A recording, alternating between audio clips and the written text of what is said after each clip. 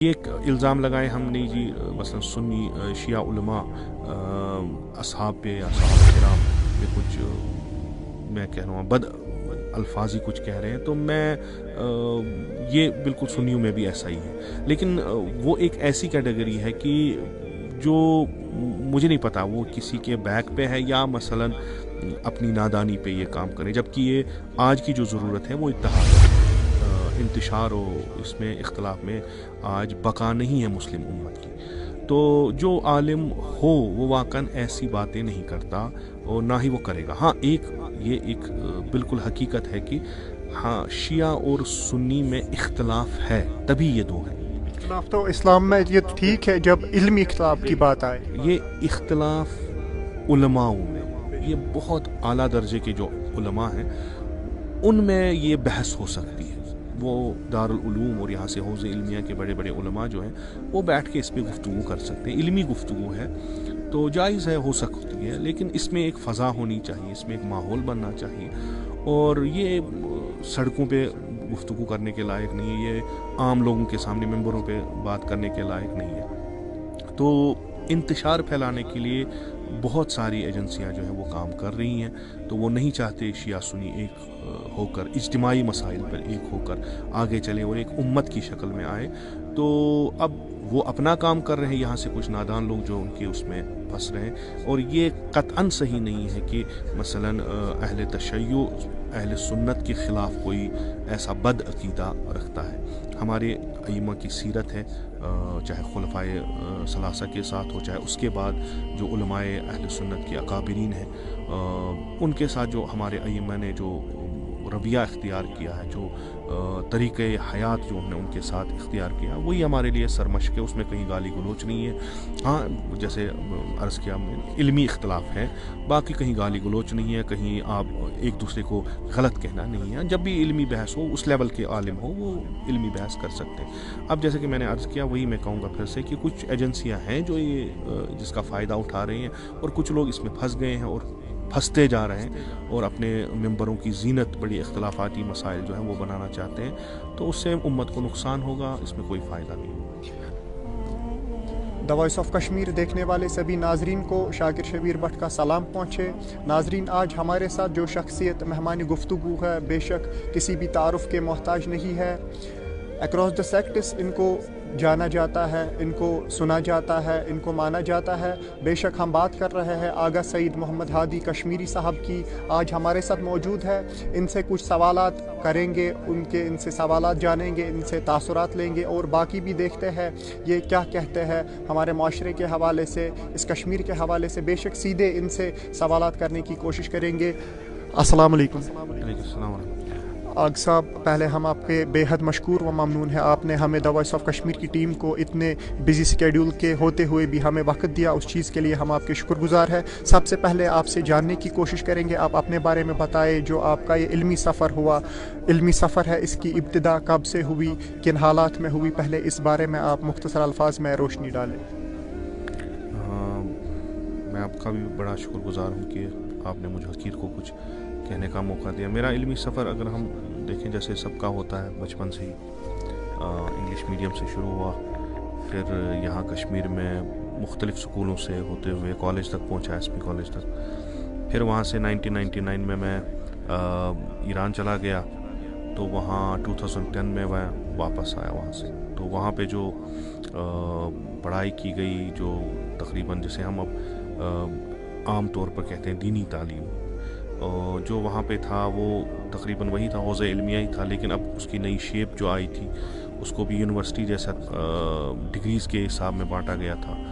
تو وہاں پہ بھی میں نے جو دینی تعلیم ہے اس کے ساتھ ساتھ جو ہے ایم اے کی ڈگری بھی کی، اور تاریخ اسلام میں، تاریخ اہل بیت کے سیکشن میں، اور فقہ و اصول جو وہاں پہ پڑھایا جاتا تھا، اور عربک جو وہاں پہ ضروری ہے تو وہ بھی ساتھ ساتھ اس میں ضروری جو جنرل کورسز میں بھی تھا، اور پھر اسپیشلائزیشن میں بھی تھا، تو وہ بھی وہاں پہ پڑھا ہوں۔ आगा साहब, आपसे जानने की कोशिश करेंगे इस कश्मीर के हालात व वाक़यात पे, इस कश्मीर के माशरे, क्योंकि आपने बारीक बीनी से इस कश्मीर के माशरे पे हर एक चीज़ पे आपने बारीक बीनी से नज़र रखी है। कैसे आप, किन नज़रों से आप इस कश्मीर के माशरे को देख रहे हैं, इस नौजवान नस्ल को देख रहे हैं, इन हालात को देख रहे हैं? ये एक बिल्कुल हकीकत है कि हमारा माशरा जो है गर्च के पहले इल्मी और दीनी अक़दार से जो भरा हुआ था, जब हमारे टाइम अगर हम देखें तो इस टाइम गर्च की दीन की तरफ रुझान बहुत है ज़ाहिरन, लेकिन वो तरबियती लिहाज से और उन वैल्यूज़ के लिहाज से हम पीछे जा रहे हैं, और हमारा माशरा जो है बहुत से ऐसी चीज़ों में मुब्तला होता जा रहा है जो न कश्मीरी कल्चर के हिसाब से ठीक है और ना ही दीनी हिसाब से ठीक है। जो हम आजकल अपने माशरे में मुख्तलिफ़ किस्म की बेरारवी, चाहे जिनसी हो चाहे मनशियात हो, जो आज देखने को मिलती है, ख़ुसूसन जिसमें हमारा जवान तबका जो है रोज़ बरोज़ जो है उसमें मुलव्वस होता जा रहा है, और जो हालात यहाँ कश्मीर के बहुत से सालों से हैं, तो शायद ये उनका भी एक इम्पैक्ट उस पर हो सकता है। अगर साहब, आपने जवानों की बात की, बेशक ये जवान इसकी इब्तिदा ही बचपन से हुई होती है। अगर हम देखें, वालिदैन का बहुत बड़ा रोल होता है, क्योंकि कहा जाता है कि वालिदा की जो गोद होती है वो पहली दरसगाह तस्वुर की जाती है। क्या उनका रोल है? हम देखते हैं कि वालिदैन बहुत कोशिशें करते हैं, बड़ी काविशें करते हैं कि अपने इस औलाद को, चाहे लड़की की सूरत में हो या लड़के की सूरत में, बड़े स्कूल में इसका एडमिशन हो, बड़े एजुकेशनल इंस्टीट्यूशन में इसका एडमिशन हो, परेशान रहते हैं, लाखों रुपए खर्च करते हैं, लेकिन जब दीनी तालीम की बात आए, जब दरसगाह की बात आए, वहाँ पे ये वो इंटरेस्ट नहीं दिखाते हैं। किन नज़रों से आप इसको देख रहे हैं और क्या आप कहना चाहते हैं इस हवाले से? देखें, एक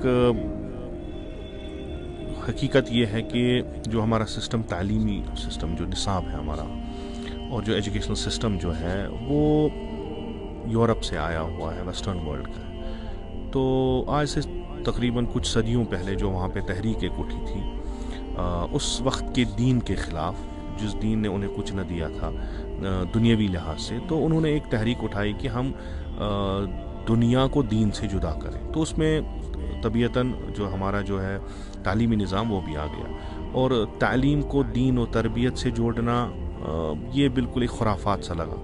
तो वही सिस्टम हमारे यहाँ भी चल रहा है। तो उसमें यह है कि आप तालीम जितनी चाहे हासिल कर सको, इल्म जितना चाहे हासिल कर सको, वो बड़ी बड़ी डिग्रियां आप हासिल करो, तरबियत के हवाले से उतना ज़्यादा उस पर जो है ज़ोर नहीं दिया जाता। और जब ये जहनीत हमारे मुआशरे में पनपती है और पढ़े लिखों में जो है, तो उसमें जो तरबियती पहलू जो है वो बहुत ही कमज़ोर होता जा रहा है, और हर माँ बाप जो है वो इस कोशिश में लगे रहते हैं कि हमारा जो फ़र्जंद है, चाहे वो लड़का हो चाहे लड़की हो, तो उसकी परसेंटेज, उसकी डिग्रियां, उसका जो है बेहतरीन स्कूल में पढ़ाई हो।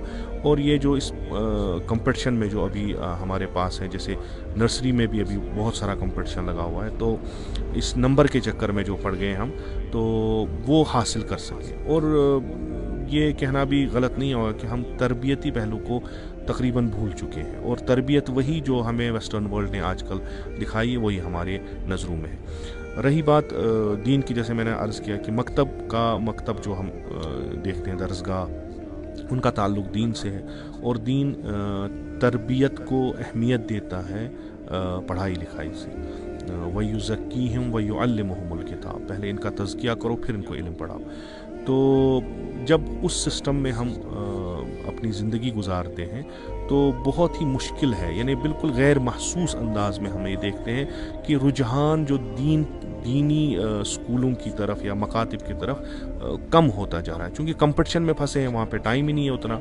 और जब बच्चा जो है वो टोटली एग्जॉस्ट होकर शाम को आता है, तो ट्यूशन भी है, स्कूल भी है, और दूसरे चीज़ें भी हैं, तो फिर माँ बाप ज़ाहिर है उनकी वो थकावट देख के तो शायद ये फ़ैसला करें कि अब क्यों उसको मकतब भी जाना है। और दूसरी तरफ जो उनके जहन में है, जो भी तरबियत होगी वो स्कूल में भी हो, जो मॉडर्न सिस्टम जो है, तो उसमें दीनी तरबियत का उतना ज़्यादा रुझान नहीं है। ये मेरे ख़्याल से एक मुहिम चीज़ है, जो मकतब की तरफ रुझान न बढ़ना है। और दूसरी मुहिम चीज़ ये है कि ख़ुद मकातिब की तरफ से, जो ये मकातिब चलाते हैं, जो दरसगाह चलाते हैं, उनमें भी वो तनव्वु नहीं है, वो कुछ नयापन नहीं है।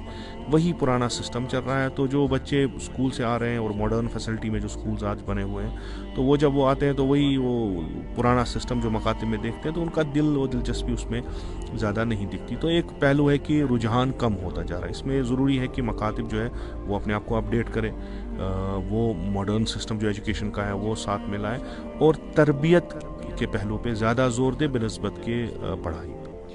आगा साहब, आपने बहुत अच्छी बातें कही, लेकिन यहाँ पे एक जगह जब हम नौजवान नस्ल की बात करते हैं, नौजवान नस्ल मुंतशिर हुआ है हर एक एतबार से। और अगर हम देखें, नौजवान वालिदैन की भी कम ही सुनते हैं, अपने उस्तादों की भी कम ही सुनते हैं।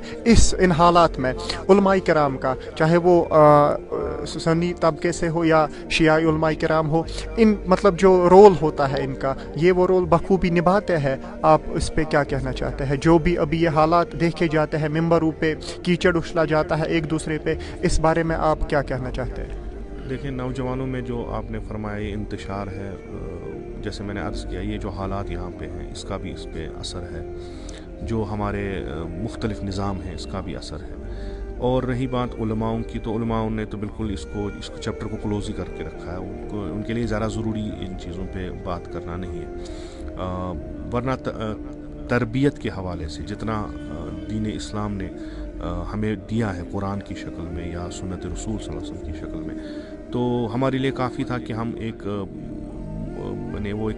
मुनज़्ज़म एक तबलीगी निज़ाम बनाते, तो उस पे हम बात करते कैसे हम इन चैलेंज का सामना करें, कैसे अपने नस्ल की तरबियत करें, सही माना में तरबियत करें, और ये जो उलूम ये पढ़ते हैं तो इनकी सही डायरेक्शन क्या हो। ये इसमें इस्लाम में मेरे ख़्याल से इसमें बहुत सारे जो हैं चीज़ें हैं, और साल साल हमें दरकार है उन चीज़ों को सामने लाने के लिए, उन पे बहस करने में और एक्सपर्ट और राय जो है वो देने में। लेकिन अफसोस ये है कि हमारे मेंबर जो हैं आज, मैं हर जगह ये कहता हूँ कि जन्नत और जहन्नम बांटने के काम आ रहे हैं। अभी एक दूसरे पे वो कहते हैं गाली गलौज करने के काम आ रहे हैं, तो एक दूसरे को काफिर कहता है, दूसरा तीसरे को काफिर कहता है। तो ये मिंबर जिसका एक असर हमारे समाज पे था, और लोग जो हैं वो किसी भी मैं कहूँगा किसी भी वॉक ऑफ लाइफ से ताल्लुक़ रखते हों, लेकिन मेंबर का असर उन पे है। अब जब ये मेंबर उस काम में आया ही नहीं जो काम इसका था, तो ये दूसरे उन चीज़ों में लग गया, तो डेफिनेटली आप देखेंगे उसका असर भी पड़ेगा। तो आज मसलन आप जवान जो सुन्नत रसूल पे बात करने के बजाय वो इख्तिलाफी बात करने में मज़ा आता है उसे, क्योंकि मेंबर इसी पे यूज़ होते हैं। तो जब भी आप जुमे का खुतबा देखें, कोई भी मजलिस देखें, तो उसमें तालीम और तरबियत पे बहुत कम कहा जाता है। एक दूसरे को वो जो है टारगेट करना उस पर ज़्यादा वो उस पर ज़ोर भी देते हैं। उलमा बहुत बड़ा रोल अदा कर सकते हैं, खुसूसन दीनी उलमा बहुत बड़ा रोल अदा कर सकते हैं मुआशरे की तरबियत में, नौजवानों की तरबियत में, अगर वो करना चाहे। वही कुरान, वही सुन्नत रसूल सल्लल्लाहु अलैहि वसल्लम जिसके बारे में हमारे उलमा वाकिफ़ हैं, बोलते हैं, इल्म है उनके पास, लेकिन वो इल्म समाज तक लाना है, उनको देना है, जवानों को रागिब करना है, और वो टॉपिक छेड़ने हैं जिससे जवान मुख्तलिफ जो पहलू है ज़िंदगी की उसमें वो एक सबक ले लें उससे। तो वरना दूसरे मकातब फ़िक्र जो हैं वो उनके दरवाज़े खुले हैं, वो अपने तौर से जो है वो तरबियती पहलू उनका जो है वो जवानों को देते हैं। तो आप दीनी लिहाज से उसमें इंतशार पाते हैं, जिनसी बेराह रवी है वो उनके यहाँ कोई ख़ास मसला नहीं है। तो अगर हम मेंबर को तरबियत गाह बनाने के बजाय वो हम महाज जंग का बनाएंगे तो हालात तो यही होगा। अब उलमा को चाहिए कि हमें क्या करना है। आगा साहब, चूँकि आप इत्तेहाद के अलमबरदार रहे हैं, आप इत्तेहाद व इत्तिफाक पे ज़्यादा बात करते हैं। अगर हम देखें सन्नी हज़रात में एक तासुर आम तौर पाया जाता है कि जो शिया हज़रात के उलमाए किराम हैं या लोग हैं, ये सहाबा किराम के बारे में बाज़ अवकात पे ज़बान दराजी करते हैं। इसमें किस हद तक सदाकत है, और इस बारे में आप क्या कहना चाहते हैं? क्या ये करना जायज़ है, और जो ये करते हैं क्या सही करते हैं? चाहे सुन्नी हो चाहे शिया, दो तरीके उलमा पाए जाते हैं। एक वो जो हकीकी मानों में आलिम है, जिन्हें अपने दीन, अपने मज़हब और कुरान और हदीस का पूरा इल्म है, और आलिम बिज़माने, जैसे कि जिस ज़माने में वो रहते हैं उस ज़माने के उतार चढ़ाव के भी उनका जो है वो इल्म है, और जो बात कहनी है, कहाँ कहनी है, कैसे कहनी है, इसका भी इल्म। एक तरीके के ये आलिम। एक ये है कि जिन्होंने कुछ पढ़ा है, उनको बस ये है कि वो कैसे वो बाहर फेंके, نہ ان کو زمانے کا پتہ ہوتا ہے، نہ ان کو مثلاً اتار چڑھاؤ کا پتہ، نہ ان کو دشمنوں کا پتہ ہو کہ وہ ہمارے ایک لفظ کا کیا وہ بنا سکتے ہیں. تو یہ ہر شیعہ میں بھی ہے اور سنی میں بھی. تو یہ ایک الزام لگائے ہم نے جی مثلا سنی شیعہ علماء اصحاب پہ یا صحابہ کرام پہ کچھ میں کہہ رہا ہوں بد الفاظی کچھ کہہ رہے ہیں، تو میں یہ بالکل سنیوں میں بھی ایسا ہی ہے. لیکن وہ ایک ایسی کیٹیگری ہے کہ جو مجھے نہیں پتا وہ کسی کے بیک پہ ہے یا مثلا اپنی نادانی پہ یہ کام کرے، جبکہ یہ آج کی جو ضرورت ہے وہ اتحاد ہے. انتشار و اس میں اختلاف میں آج بقا نہیں ہے مسلم امت کی. تو جو عالم ہو وہ واقعاً ایسی باتیں نہیں کرتا اور نہ ہی وہ کرے گا. ہاں یہ ایک بالکل حقیقت ہے کہ ہاں شیعہ اور سنی میں اختلاف ہے، تبھی یہ دو ہے. اختلاف تو اسلام میں یہ ٹھیک ہے جب علمی اختلاف کی بات آئے. یہ اختلاف علماء میں، یہ بہت اعلیٰ درجے کے جو علماء ہیں ان میں یہ بحث ہو سکتی ہے. وہ دارالعلوم اور یہاں سے حوض علمیہ کے بڑے بڑے علماء جو ہیں وہ بیٹھ کے اس پہ گفتگو کر سکتے ہیں. علمی گفتگو ہے تو جائز ہے، ہو سکتی ہے، لیکن اس میں ایک فضا ہونی چاہیے، اس میں ایک ماحول بننا چاہیے. اور یہ سڑکوں پہ گفتگو کرنے کے لائق نہیں ہے، یہ عام لوگوں کے سامنے ممبروں پہ بات کرنے کے لائق نہیں ہے. تو انتشار پھیلانے کے لیے بہت ساری ایجنسیاں جو ہیں وہ کام کر رہی ہیں. تو وہ نہیں چاہتے شیعہ سنی ایک ہو کر اجتماعی مسائل پر ایک ہو کر آگے چلیں اور ایک امت کی شکل میں آئے. تو اب وہ اپنا کام کر رہے ہیں، یہاں سے کچھ نادان لوگ جو ان کے اس میں پھنس رہے ہیں. اور یہ قطعاً صحیح نہیں ہے کہ مثلاً اہل تشیع اہل سنت کے خلاف کوئی ایسا بد عقیدہ رکھتا ہے. ہمارے ائمہ کی سیرت ہے، چاہے خلفائے ثلاثہ کے ساتھ ہو چاہے اس کے بعد جو علماء اہل سنت کے اکابرین ہیں ان کے ساتھ جو ہمارے ائمہ نے جو رویہ اختیار کیا ہے، جو طریقۂ حیات جو ہم نے ان کے ساتھ اختیار کیا، وہی ہمارے لیے سرمشق ہے. اس میں کہیں گالی گلوچ نہیں ہے. ہاں جیسے عرض کیا علمی اختلاف ہے، باقی کہیں گالی گلوچ نہیں ہے، کہیں آپ ایک دوسرے کو غلط کہنا نہیں ہے. جب بھی علمی بحث ہو اس لیول کے عالم ہو وہ علمی بحث کر سکتے ہیں. اب جیسے کہ میں نے عرض کیا وہی میں کہوں گا پھر سے کہ کچھ ایجنسیاں ہیں جو یہ جس کا فائدہ اٹھا رہی ہیں اور کچھ لوگ اس میں پھنس گئے ہیں اور پھنستے جا رہے ہیں اور اپنے ممبروں کی زینت بڑی اختلافاتی مسائل جو ہیں وہ بنانا چاہتے ہیں. تو اس سے امت کو نقصان ہوگا، اس میں کوئی فائدہ نہیں. آخر میں آغا صاحب آپ سے جاننے کی کوشش کریں کہ زندگی کے ہر ایک مکتب فکر سے تعلق رکھنے والے، چاہے بزنس مین ہو، چاہے کوئی ملازم پیشہ ہو، چاہے اسٹوڈنٹ ہو، چاہے نوجوان ہو، کسی بھی مکتب فکر سے تعلق رکھنے والا، کیا میسیج آپ دینا چاہتا ہے اس ملت کے لیے، اس قوم کے لیے؟ دیکھیں ہم یہ رسول اکرم صلی اللہ علیہ وسلم کی حدیث ہے کلکم راعٍ وکلکم مسئول عن رعیتہ. آپ سب لوگ عام آدمی ہو، رعیت ہو، لیکن آپ سب لوگ ذمہ دار ہو. آپ جس فیلڈ میں آپ ہو زندگی میں آپ ذمہ دار ہو پوری امت کی.